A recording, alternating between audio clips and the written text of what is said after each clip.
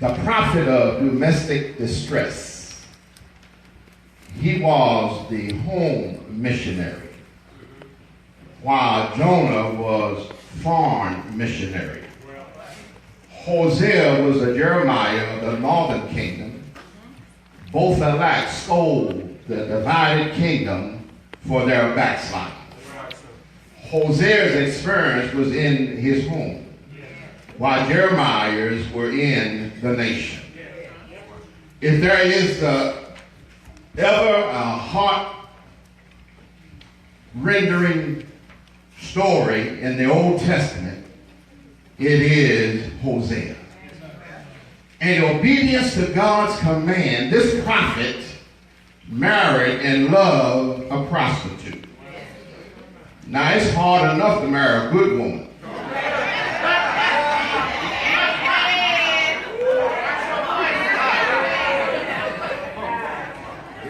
But to marry a prostitute.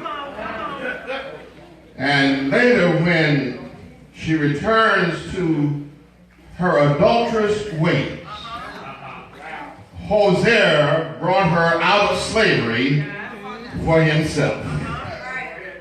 Are y'all praying for Hosea? Hosea was called by God to prophesy against Israel in the days of his spiritual prostitution, before the people were carried into captivity by Assyria.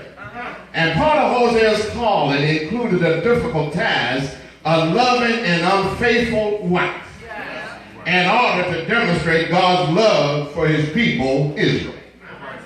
Hosea's love for his wife Gomer showed that God's love for his bride, Israel, was constant, unshakable, despite of all the nation's unfaithfulness. God's love for Israel in the Old Testament was nothing if not loyal. The promises made to Abraham, Isaac, and Jacob, and David, which were confirmed again and again by the prophet, leave no doubt that God's covenant people forever will be his most precious possession. God freely declared that he is as likely to do away with the laws of nature as to break his covenant of love with Israel. God is a loving God. Is that right? Hosea's loyal love for his wife Gomer is a picture of God's loyal love for Israel. The prophet Hosea declared, I will make you my wife forever, showing you righteousness and justice, unfailing love, and compassion. The Apostle Paul confirmed God's continuing loyalty to his people in the New Testament when he stated that nothing in all of creation will ever be able to separate us from the love of God. That's some good hallelujah stuff right there. And you know there are all kinds of love in the world today. Is that right? There's one-sided love. As long as you do for me, I'm all right. Is that right? There is fair weather love. As long as the sun is shining on our relationship and the moon is bright at night, we're going to be all right. Are y'all with me?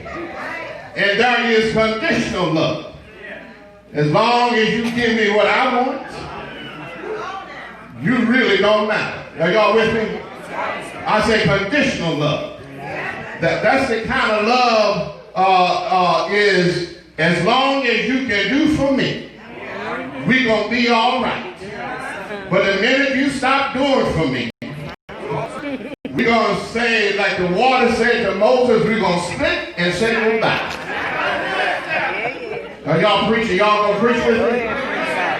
And then, Kenny, we have a love, what can you do for me kind of love. Is that right? As long as you can put money in my pocket, let me drive your car while you go to work.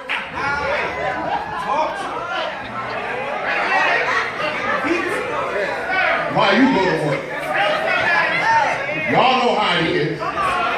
Some of you women have spoiled our men. You go to work and they drive your car, picking up everybody. I hate to drop this on you, but sometimes they pick up your friend. All right.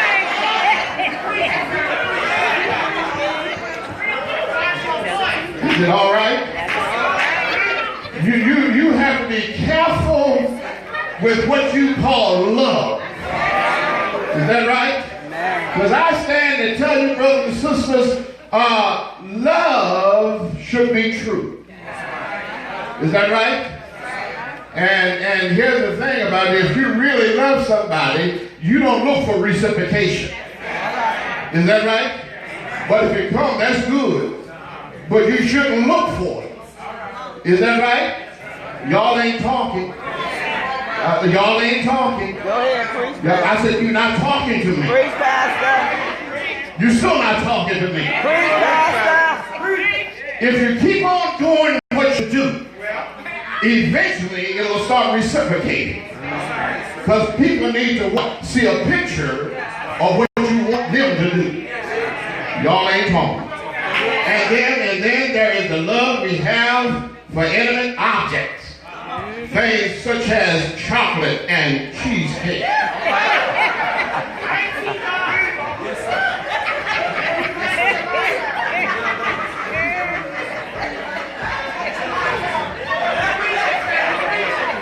I love chocolate.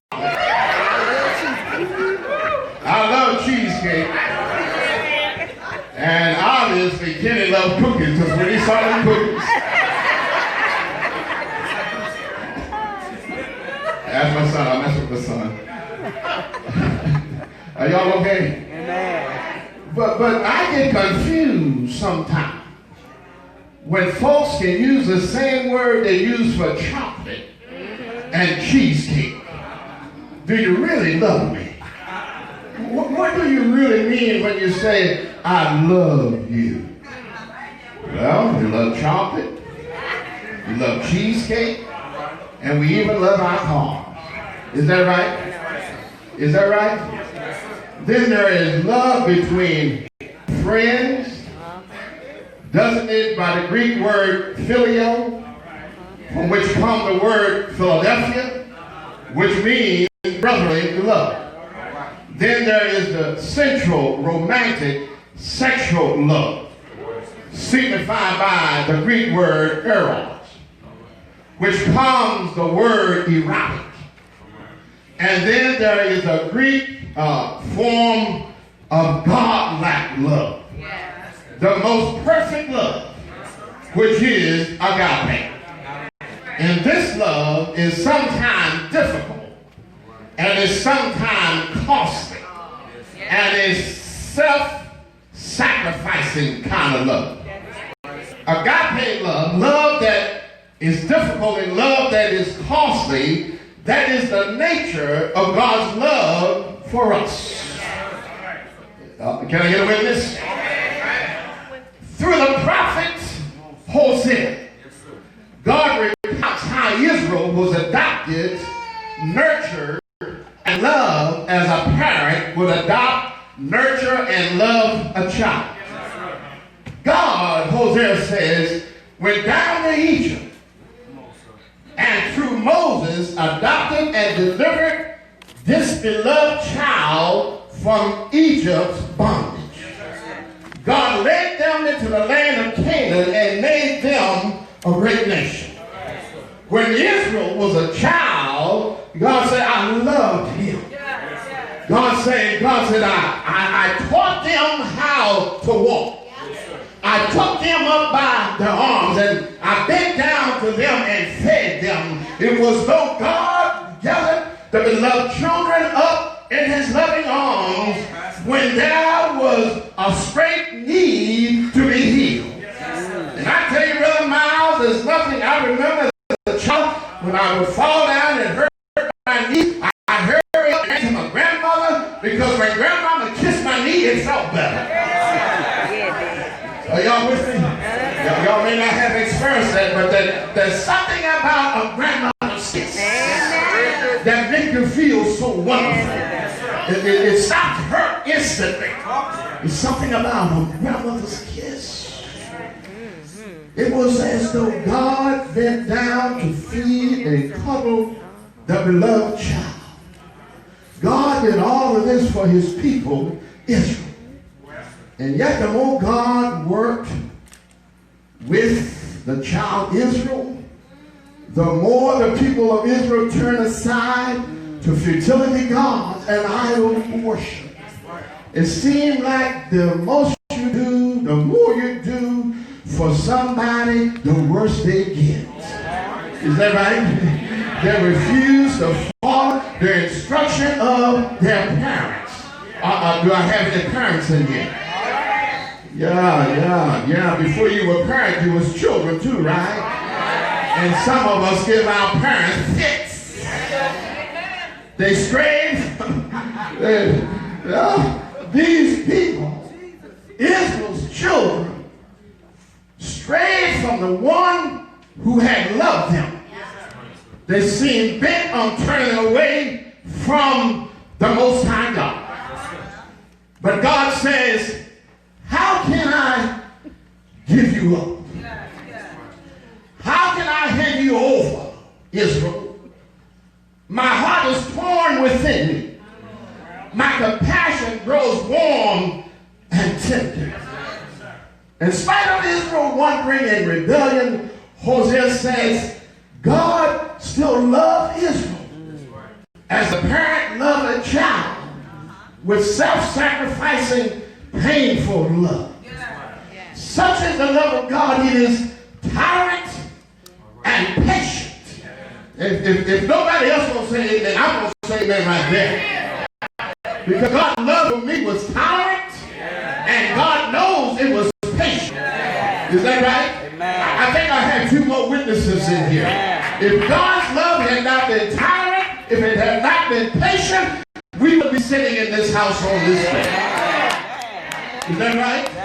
Look at your neighbor and say, not only is it tolerant and patient, but it's also healing. It's also suffering. It's also unconditional love. I don't know about you, but I want to get off the track right now and just give God a 5-second praise. To thank him for his tolerant love and his patient love and his healing love and all he suffered long.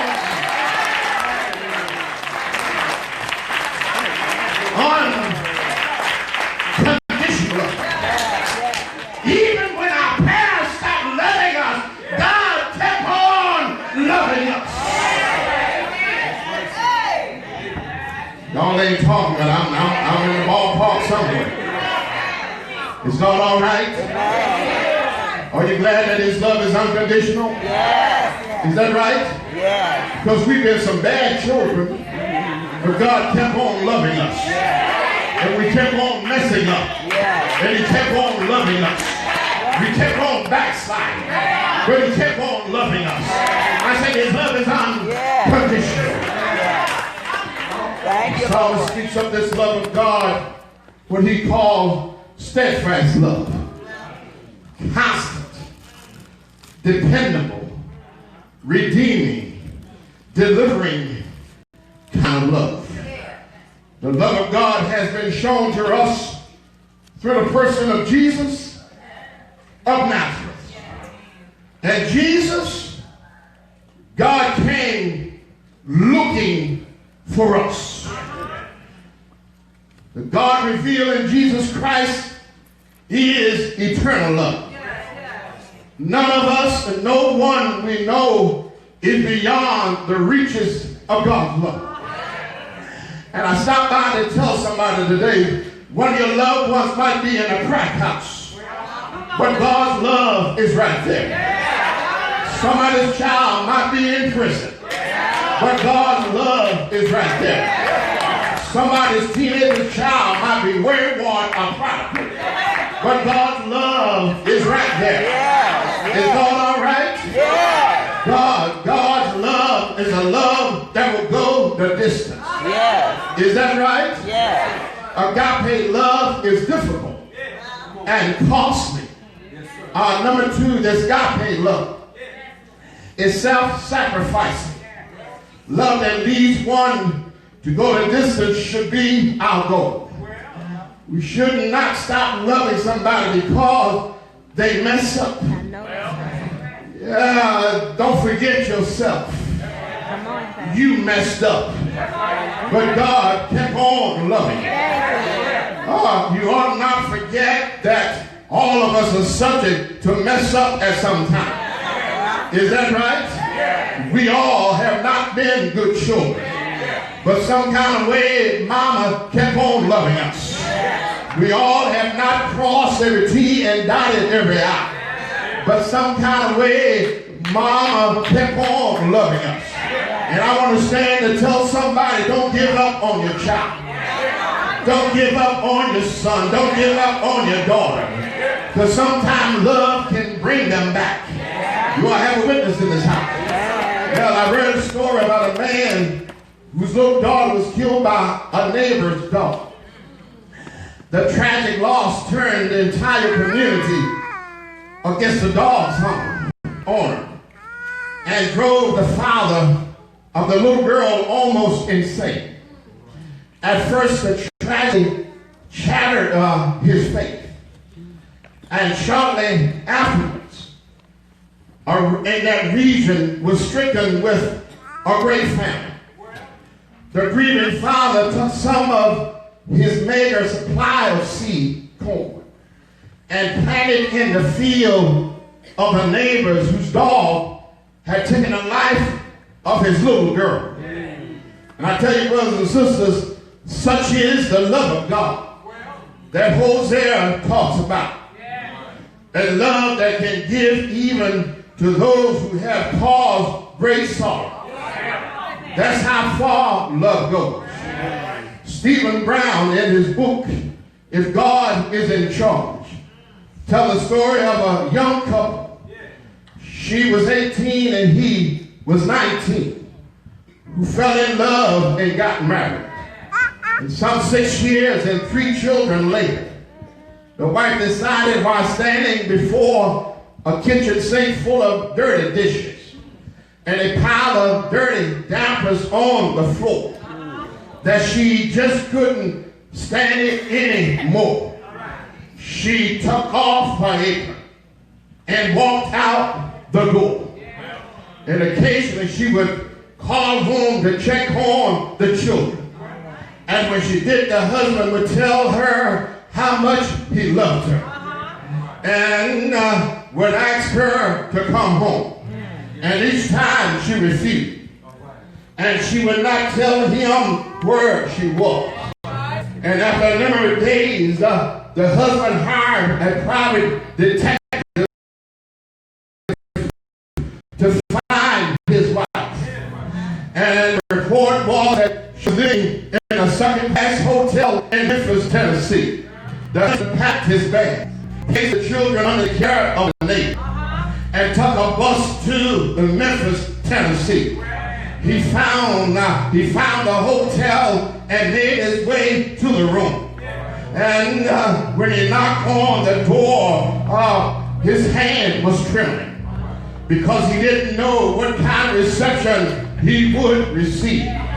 His wife opened the door, stood for a moment looking at him, sharp silence, and then brought in his arm. And later at home, when the children were in bed, he asked her a question that had troubled him. Why wouldn't you tell me where you were when you called? You knew I loved you. Why didn't you come home? Well, she replied, before your love was just words. And now I know how much you love me because you came looking for me. And that's how far love will go. Is that right? Yeah. Agape love is different from the world's conception of love. It's a love that leads us to not be concerned about the cost. A love that leads us to gladly make a sacrifice. A love that provides true even when it's difficult. It is painful to have to confront a relative over an addiction that is destroying her life, and perhaps even insist she get professional help.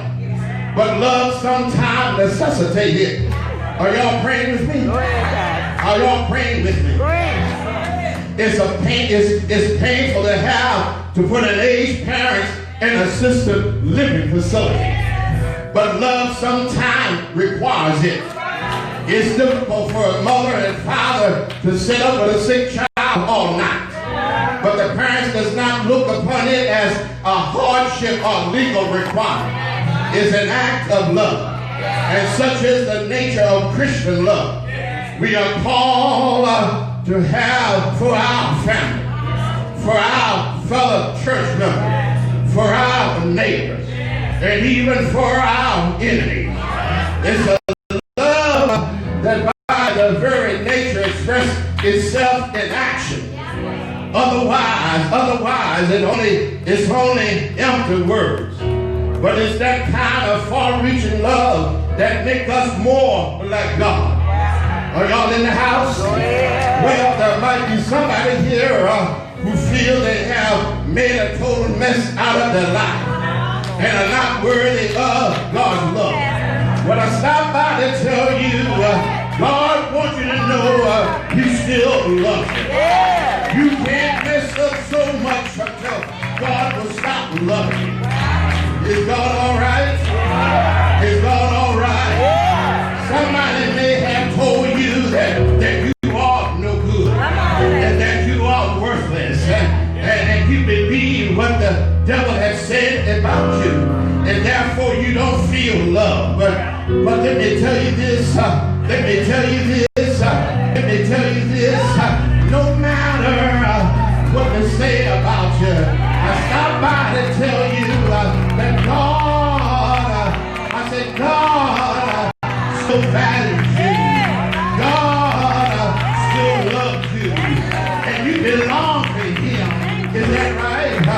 You are precious to Almighty God. To God, to God, to God. I said to God, there's nobody like you. Say yes. Say yes. To God, you're one of a kind. To God, I said to God, you are His trophy. To God, I said to God, you are precious. And I want to tell somebody, stop listening to bad reports because our God keeps on loving anyhow. Is that right? Yeah, there might be someone who have been abused and used by someone you give your heart to, and you feel as if you can't be loved again. When I stop by to tell you that the devil is a liar. I said the devil is a liar.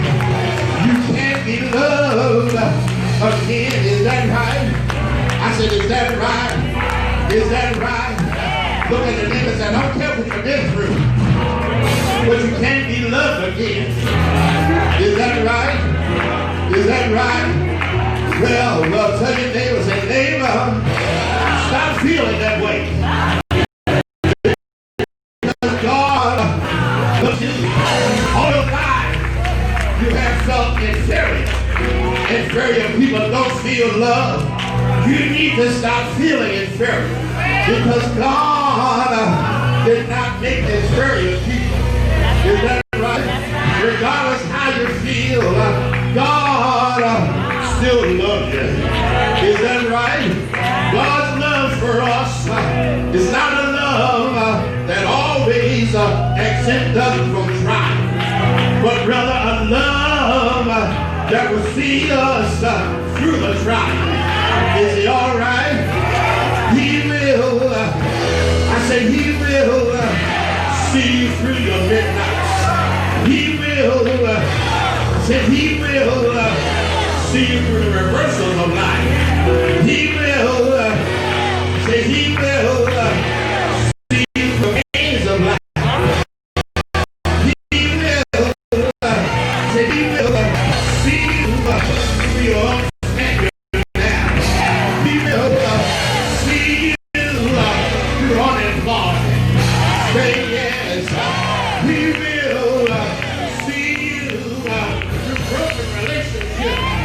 Say yes.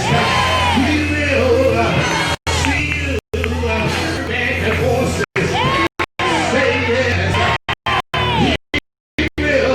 I said he will. He will. Won't he do it? Won't he do it? Say yes. Say yes. Say yes. Yes, he will.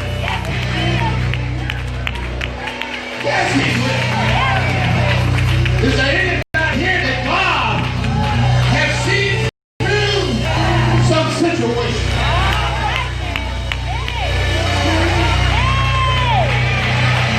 If you can't say it this way, your hand.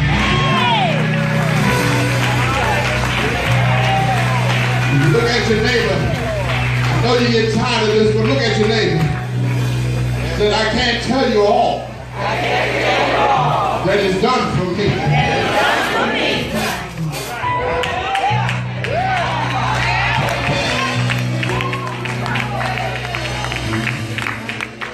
Can't tell it all what it's done for me. But I got to tell you something. When I looked for my friend, they were nowhere to be found. When I was on my bed of affliction, nobody came to see about me. But through it all, I said through it all, I said through it all, God, I said God, I said God, I said God, he was right there all the time. Say yes. For anybody here, I say anybody here who woke up in the midnight hour and there was nobody in the house, but you can feel the presence of God all around you. Say yes. You feel good, but something happened.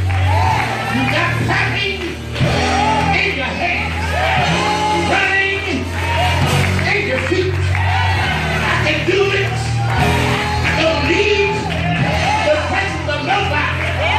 I can praise God all by myself in my midnight situation. I don't mind praising Him.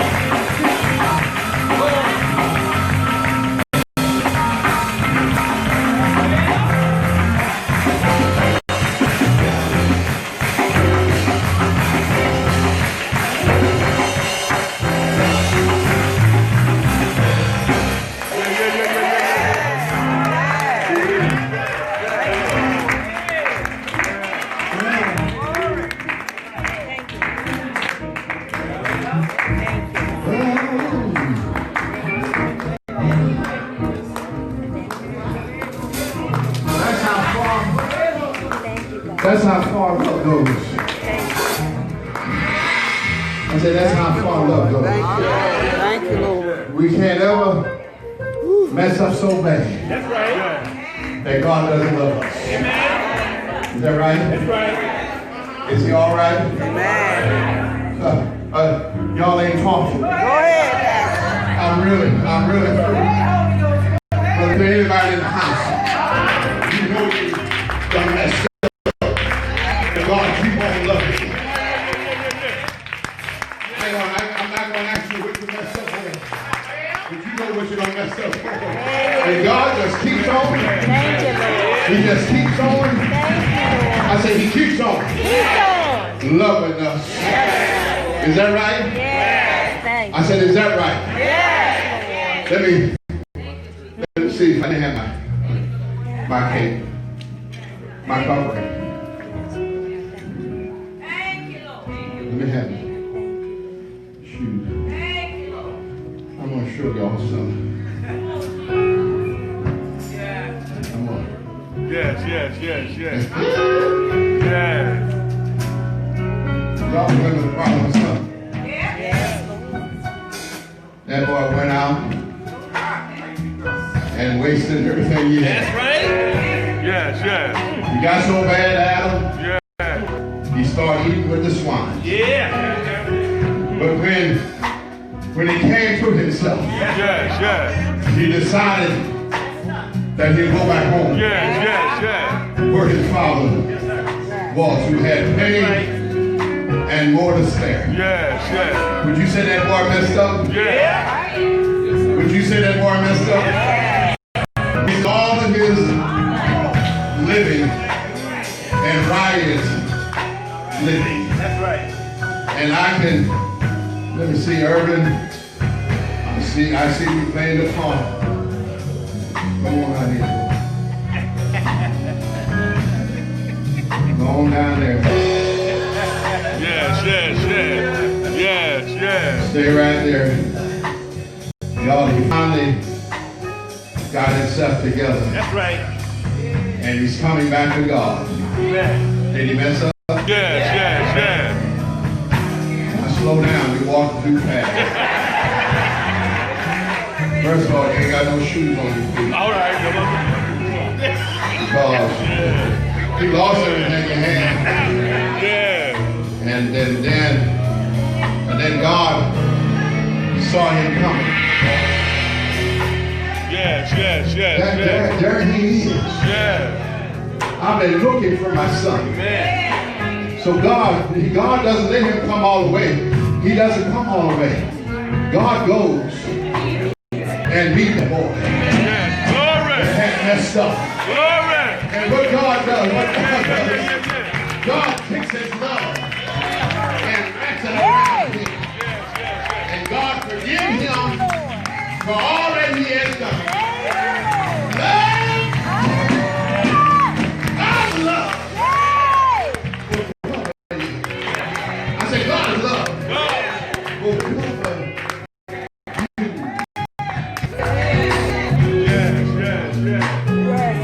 You know what I'm talking about God's love when he never had problems with something? He never said a word about how he had messed up. Amen. He just grabbed that boy. Yeah. This is my son.